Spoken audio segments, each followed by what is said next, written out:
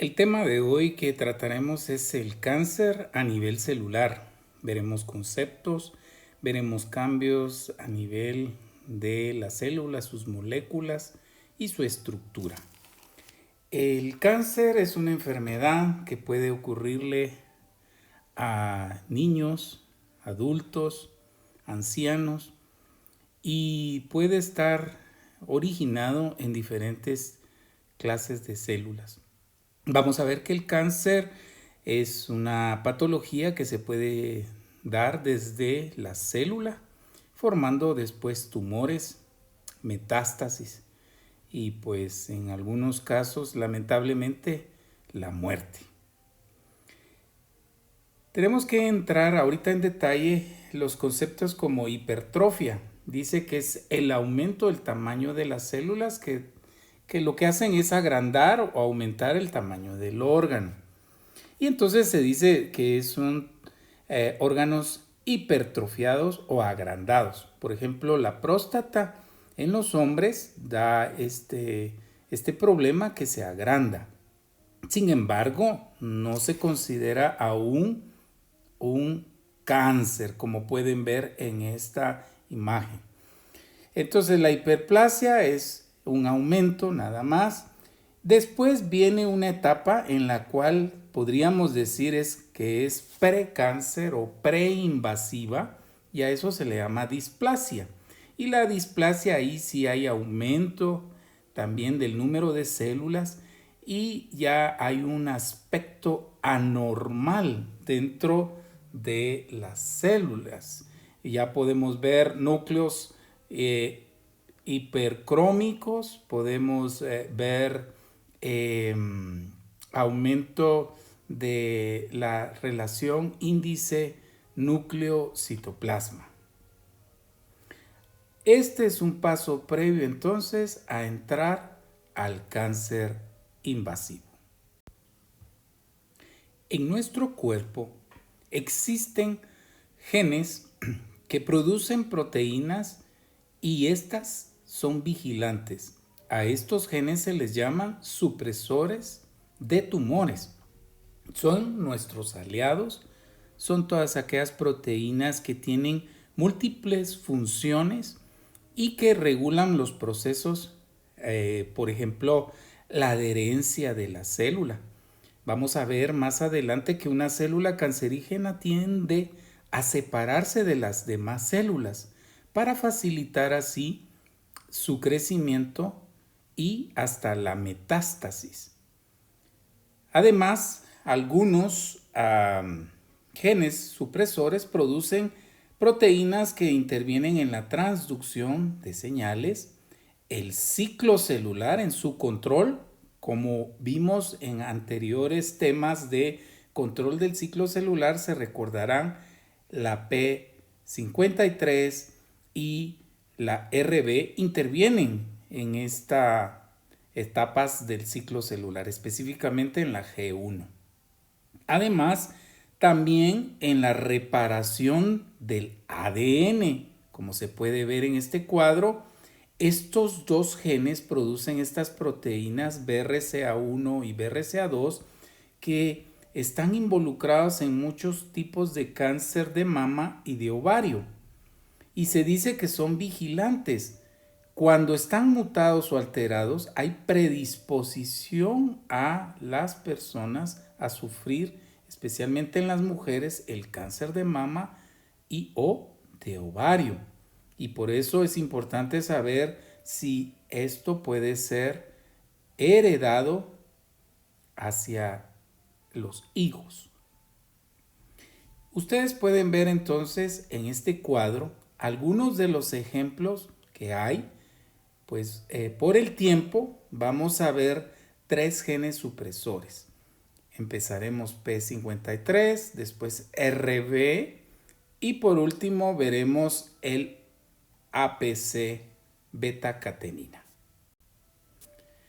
El P53 interviene en apoptosis, en el envejecimiento y en la reparación del daño del ADN. Esto lo hemos visto en las respectivas clases o temas que hemos tocado en los videos anteriores.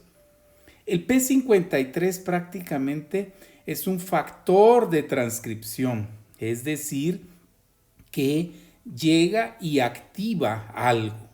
Va a ser la producción de una proteína P21 para detener o reparar el ADN mientras el ciclo celular se detiene. Se recordarán que hay una etapa del ciclo celular llamada punto de restricción. Es aquella etapa de G1 antes de entrar a la S. Entonces la P21 va a detener esta etapa y se podrá reparar el ADN si es que lo logra. Ahora, si no lo lograra, el P53 va a estimular la apoptosis cuando a su vez va a producirse el VAX, que es un proapoptótico y que va a alterar la mitocondria, y la mitocondria está involucrada en la apoptosis vía intrínseca, se recordarán ustedes. Ustedes pueden ver acá en esta imagen cómo están las células. Esta es una célula saludable, podría tener un daño en su ADN, pero el P53 estimula la reparación, o si no se lograra, pues entonces involucra a la célula al envejecimiento a través de estos dos MYC y el CD4. Entonces lo que va a hacer es inhibir el MYC y el CD4 y entonces la célula empieza a envejecer. O también induciendo, como hemos dicho, a la apoptosis a través de un bloqueo de una molécula llamada BCL2. Este BCL2 es una proteína antiapoptótica, o sea, no permite la apoptosis, pero media vez quede inhibida por la P53, sigue el curso, como hemos hablado, estimulando el VAX y después la apoptosis. En este caso, vamos a hablar del ADN en los cuales estos genes podrían quedar inactivos. El P53, un ejemplo que quede inactivo, es cuando el virus del papiloma de alto riesgo, ellos bloquean al P53. Y entonces, al no haber un vigilante que nos pueda promover la reparación del daño o la apoptosis, continúa el ciclo celular y las células se están descontrolando en su crecimiento, desarrollo y puede producir tumores malignos. En algunos otros casos, pues hemos hablado del P53, como está aquí en este párrafo. Miremos cómo produce el P21 o estimula la producción del VAX. Si es del VAX, se va a apoptosis. Si va al P21, pues se repara el ADN deteniendo primero la etapa del ciclo celular en G1.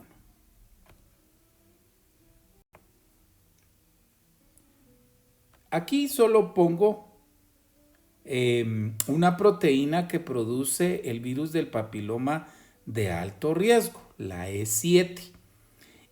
Yo les mencioné en la anterior diapositiva que el P53 puede ser bloqueada por el virus del papiloma humano. El oncogen que interviene en ese bloqueo es el E6. Ahora veremos que el E7 puede bloquear a la proteína RB. Pero antes quiero que ustedes vean esto. ¿Cuál es el objetivo de la RB? La RB, su objetivo es intervenir en la etapa G1 para que continúe o no el ciclo celular. ¿Cómo lo hace? Bueno, digamos que esta es el RB, como ganchito, y se va a unir a un factor de transcripción denominado E2F. Este E2F, si es fosforilado junto con este RB, entonces lo que hace es soltar el RB suelta al factor E2 y le permite unirse entonces al ADN para transcribir proteínas, enzimas que promueven la etapa S o replicación del ADN.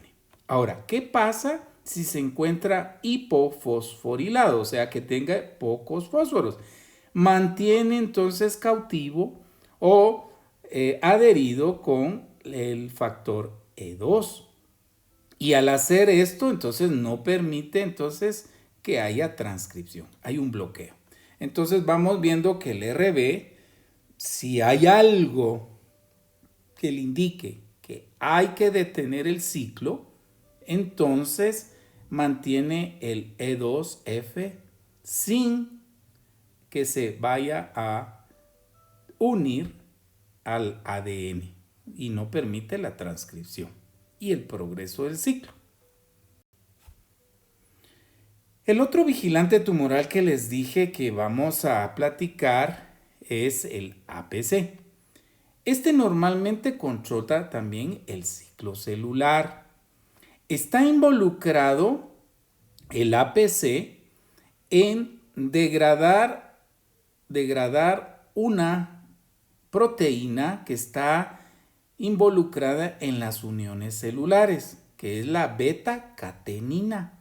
Si la degrada, entonces esta beta-catenina no tiene ninguna función dentro del núcleo. Ahora, veamos qué es lo que pasa cuando este APC no degrada la beta-catenina, como lo pueden ver acá, no la degrada, y esta beta-catenina entonces viene y estimula a un factor de transcripción, el cual estimula la proliferación de la célula. En eventos normales puede ocurrir esto. Pero ¿qué pasa si es mutada el APC? O sea, no es funcional, algo la bloquea, se mantiene la beta-catenina constantemente, incluso sin recibir alguna señal. Si ustedes miran acá, hay un ligando que llega a este receptor y estimula esto normalmente. Pero en este caso, queda abierto la función de la beta-catenina dentro del núcleo para estimular la proliferación. Y ahí es lo que dice acá. Se estimula una transcripción, replicación sin control de la célula. Vemos entonces que estos vigilantes están controlando la replicación, proliferación de las células, que pudieran estar en algunos casos dañadas o mutadas. Hablando de mutación, vamos a ver que el cáncer obligadamente hay daño en el ADN. O sea, cambios en el genoma, cambios en los cromosomas. Y hemos hablado la palabra de mutación, ¿se recuerdan? Ahora, quiero que ustedes observen que hay una palabra importante acá que se llama protooncogenes. Estos protooncogenes son genes normales, son genes que en nuestro cuerpo o nuestro genoma están presentes y participan en procesos que regulan el crecimiento y la división de las células. Entonces, los protooncogenes en su forma natural, normal, funcionan adecuadamente. Pero, ¿qué es lo que pasa si estos protooncogenes son alterados o son mutados? Hay varias mutaciones, por ejemplo, de lesión, que ya lo hablamos, translocación, duplicación genética, inversión, inserción. Todo esto puede provocar proteínas que son anómalas y que van a alterar tanto el crecimiento como la división celular. Entonces, recapitulando, debe haber cambios en el genoma para alterar y producir proteínas anormales. ¿Desde dónde? Desde protooncogenes que son mutados y pasan a ser oncogenes. Quiero aclarar que los virus del papiloma, por ejemplo, que lo he agarrado de ejemplo, tienen en sus genes los denominados oncogenes, que pueden producir también en la célula normal una alteración. Entonces podemos ver que los oncogenes pueden ser insertados entre nuestro ADN normal de nuestras células. Sugiero que si tienen dudas de este tema de los cambios en el genoma, mutaciones, repasen en mi canal de YouTube. Ahí están algunos temas que hemos hablado del ciclo celular, de mitosis, meiosis, y ahí pueden encontrar material que amplifique todo este conocimiento. Cuando hablamos de causantes que pueden producir algún daño en nuestros genes, podrían llamarse carcinogénicos.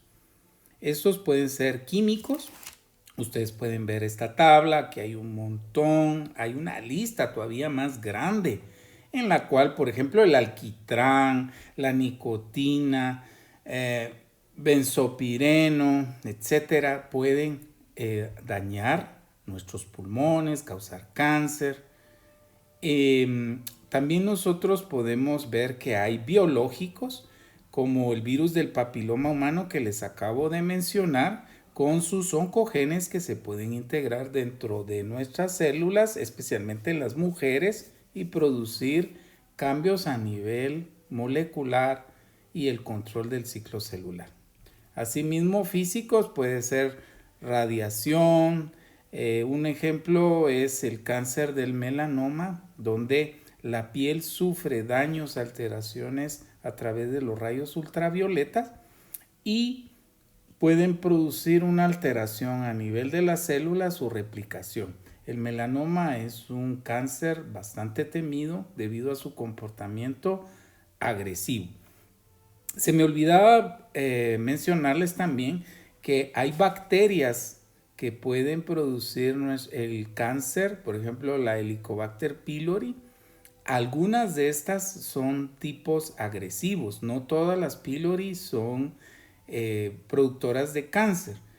Entonces hay algunas que sí pueden alterar la mucosa o el recubrimiento del estómago y entonces pueden producir transformaciones locales de las células, las cuales se van a reproducir, van a formar tumores e incluso pueden hacer metástasis. Aquí en este diagrama podemos ver que todas estas sustancias o radiación, virus, bacterias, etcétera, que son cancerígenas, en una célula normal, si tienen su mecanismo muy bueno y pueden incluso los vigilantes tumorales corregir, detener a la célula, corregirla o meterla en apoptosis, entonces la lesión se corrige y la célula puede continuar, pero si no se corrige, hemos dicho que la célula puede entrar entonces en apoptosis. Si a pesar de ello no logra, entonces ahí viene el peligro de que estos oncogenes pueden promover el crecimiento de los tumores de las células e incluso van alterando localmente el tumor y puede haber incluso metástasis, invasión hacia otros órganos. También puede haber algo que se llama angiogénesis, que es la reproducción de vasos sanguíneos, los cuales van a nutrir al tumor. A recordar que toda célula necesita de nutrición, nutrientes que vayan en la sangre y los vasos sanguíneos son los que permiten esto. Incluso tratamientos actuales van dirigidos a esto para detener el flujo de sangre que puede nutrir a las células. Acá podemos ver entonces un cuadro donde vemos los mecanismos de invasión, podemos ver metástasis y lo que les mencionaba anteriormente, angiogénesis. angiogénesis. Angiogénesis, voy a empezar por acá, es un crecimiento de vasos sanguíneos en los tumores y hay varios factores de crecimiento. Entre ellos está el factor de crecimiento vascular endotelial, por sus siglas en inglés VEGF. Estos son los que promueven, si ustedes miran este cuadro, van a ver que promueven la producción de vasos sanguíneos para nutrir a las células que están transformándose y creciendo. Entonces, es importante que ustedes tengan presente que los tumores, entre más agresivos son, más vascularizados también. O sea que hay más vasos sanguíneos. Aquí pueden ver en esta imagen cómo esta célula transformada se está separando de las uniones entre célula y célula. Y esto lo que va a permitir es que después invada la matriz extracelular. Y se recordarán ustedes que hablamos en ese tema de algo que se llama la membrana basal. Esta membrana lo que va a hacer, va a detener o va a tratar de detener la invasión. Si ustedes miran en cómo va progresando esta célula, pues va alterando la lámina basal y sale de este segmento o sitio para ir e invadir las células vecinas, órganos vecinos e incluso puede dar metástasis. Ustedes pueden ver acá cómo ya salió de la membrana basal, invade un vaso sanguíneo y el vaso sanguíneo puede ser el vehículo para llegar las células a otro sitio, a otro órgano e invadir. Quiero solo recordar que hay 3 vías que pueden ser medios de invasión de las células. Una que puede ser vecina, por ejemplo el cáncer del cervix o el cuello de la matriz que le conoce la gente puede invadir a la vejiga o al intestino, al recto que está cercano. Pero también puede invadir órganos distantes, por ejemplo el hígado, pulmones, cerebro, a través de la vía sanguínea.